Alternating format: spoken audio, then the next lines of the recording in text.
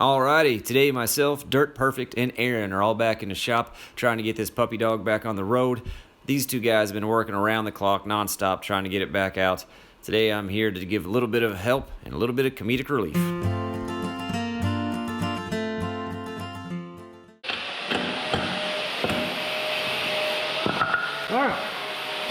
Alright, so what Dirt Perfect has in his hand there, and he's getting ready to slide on, is called a nylon trunnion bushing. And then this piece right here, and we'll zoom in so you get a little bit better shot. I'll freeze frame it for you. This piece right here, there's two of those, a bottom one and a top one. So you get one on the bottom of that bushing and one on the top of that bushing. And then after that, you set the leaf springs on top of there, and then the U-bolts hold all of that package together. And that's what holds it on.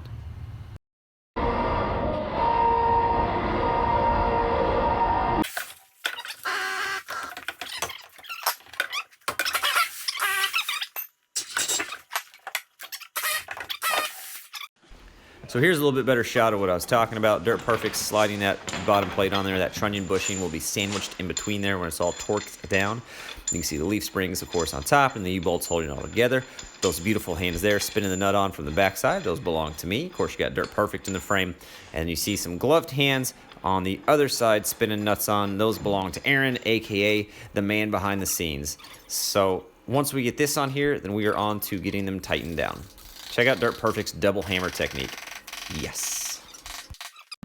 All right, step one. Dirt Perfect gave me very strict instructions. I remember half of them. I think it involves an impact. I'll be right back.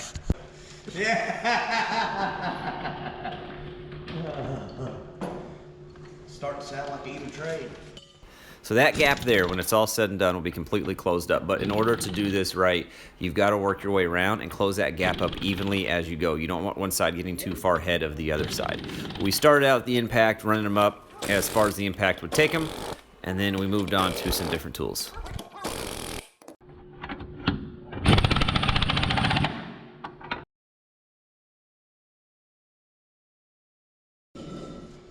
Hey, righty-tighty, right? Yeah.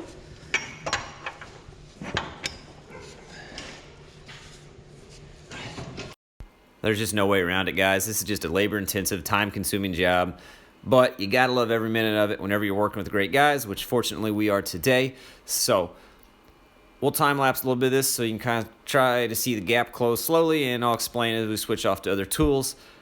But for now, how about a little bit of music and a whole lot of work?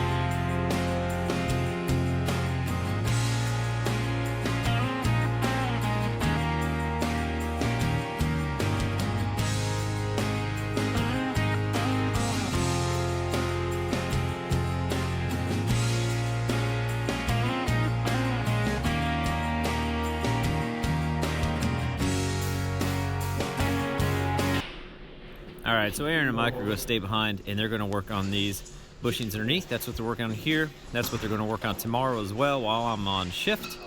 I am going to go ahead and get out of here. All right, guys, so I'm out of here. See ya. Bye. All right, so I'm leaving. I got to get home. I didn't get both sides done, obviously, and I still had a little bit more to go on that one, but that's all I had time for today. All right, guys, so I had to leave there today. I didn't get all the U-bolts on, but Mike and Aaron were here all day yesterday while I was on shift, and they got a bunch done on this truck. However, we did run into one small issue. Stick with me and I'll explain. All right, so you can see I picked up another U-bolt on the way home after shift because the parts place is kind of near where I work. And I'm in the shop this morning. So you remember we were working on this one and we were trying to close this gap up here, okay? Well, everything was going fine with the 3 nuts, 1, 2, 3, but this one was giving us a little bit of a problem. And if you go back to this clip, you'll see it wasn't cross-threaded. You can see we spun it on by hand, and if you're going to spin a nut this tall on by hand, you haven't cross-threaded it, obviously. So it wasn't cross-threaded. We're not really sure what happened, if there's a problem with the nut, if there's a problem with the U-bolt, but bottom line, it ran into something it didn't like, and I was talking to Mike about it last night on the phone, and they just couldn't get it to where it was supposed to be. Instead of forcing it on and trying to make it work, Mike did the right thing, and I agree with 100%. He decided to just get a whole nother U-bolt, get 2 good nuts, giggity, and we're just gonna run it again. It's a bummer, it's a setback, but that's just the way shop work goes, and we get to hang out a little bit longer, so you can't beat that. I will show you this side, what they got done. This is what it's all supposed to look like when it's all said and done. This is on the passenger side. Mike and Aaron got that done yesterday, and they also got, oops, stepped on that. They also got all of these parts back on, and it looks absolutely awesome. So I got to give Mike a call. He said he had a few tips for me on how they got that side all polished up. So let me give him a call, and we'll get back into this. All right, let's see if we can get this thing on here. A little lube helps. Lube helps. Let's see, let's put some lube in the holes too. Why not? Certainly doesn't hurt anything. All right. Outside. All right. Got my nuts handy. I got my washers. Let's see what we can do. Got a hammer just in case. I do have a hammer just in case. All right. I need you to just. That's annoying. That's super annoying. I don't know why it won't.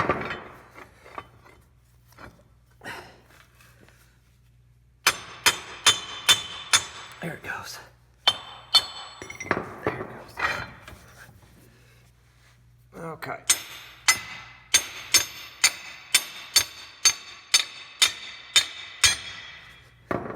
There.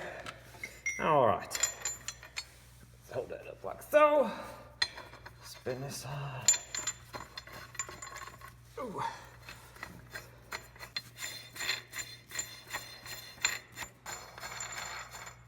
Heck yes. Hey, that's a pretty good start for today. One other thing I didn't mention yesterday, one other thing you got to really make sure, and is that this trunnion bushing is centered up in between these. You got to make sure that trunnion bushing is centered this way so it doesn't try to push out in these gaps. So let me double check that real quick, and then we'll get going. Okay? Okay. Probably a heck of a time lapse because you guys have already seen this part. You know what? Let's just do that. Time lapse to the next stage you haven't seen yet. Also, and this is key, don't forget your spacer because I almost did.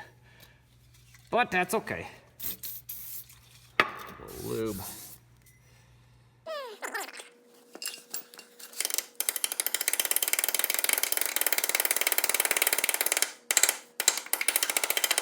I think that'll get her.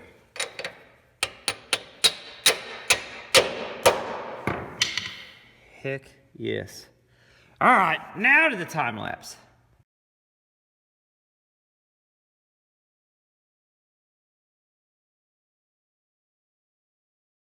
All right, so that's ran up with the impact all the way around.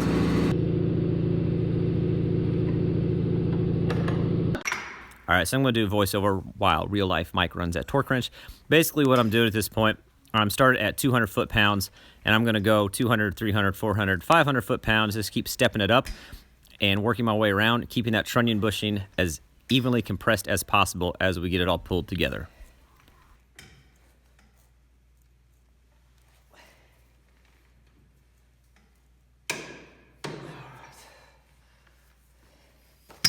You guys get the idea. We're just going to step it up until we get to where we need to be. Let's go. So eventually, we're going to get beyond 500 foot-pounds of torque. After we get 500 foot-pounds of torque all the way around, I'll just use the ratchet the rest of the way. The gap will be small enough, it won't really make that big of a difference. I can't get too far ahead of myself on one side or the other. And then we'll go to the torque multiplier. So that's going pretty good. We're closing up really, really well all the way around. You can kind of see that. This side was the U-bolt they already had on and they cut off at one point. I need to trim this one off too because of the depth of my socket. So we're gonna trim that off real quick.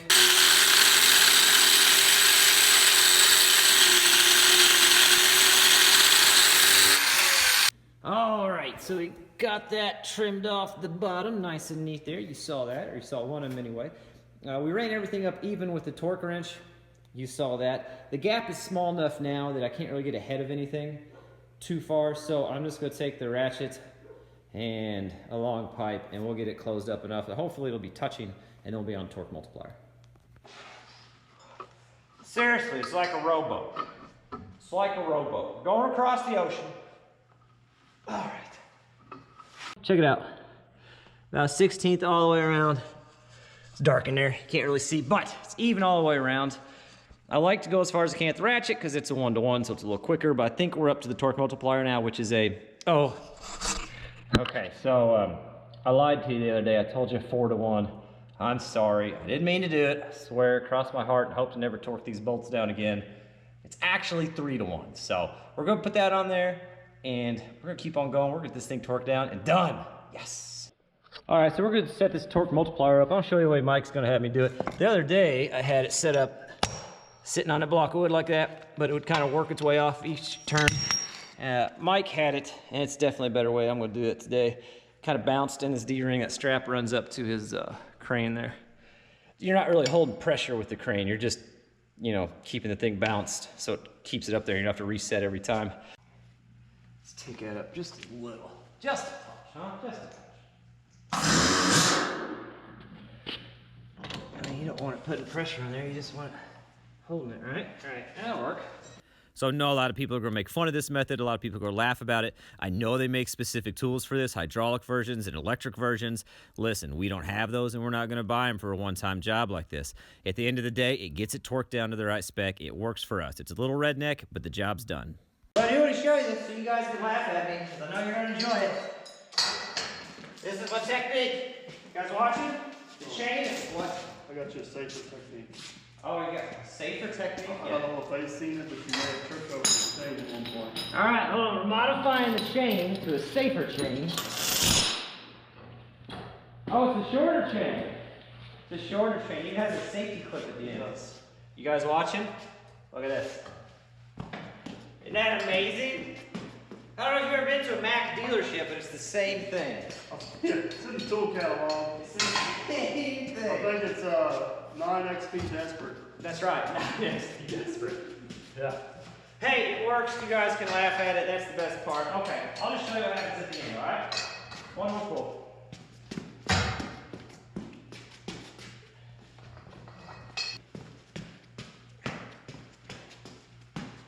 Yeah! It's money, baby. Have you ever went to work and it felt like you were a trained circus animal? Sometimes. A lot of times. A lot of times. You don't know anybody looking for a job, do you? Yeah. Yeah, but not doing this, no. Row, row, row your boat. Any tips, Captain? Yeah, I got all kinds of tips. Lawn care. You could be a Schwann, man. You could sell Snap-on tools. It's good. You're doing good. The leg flail is key. That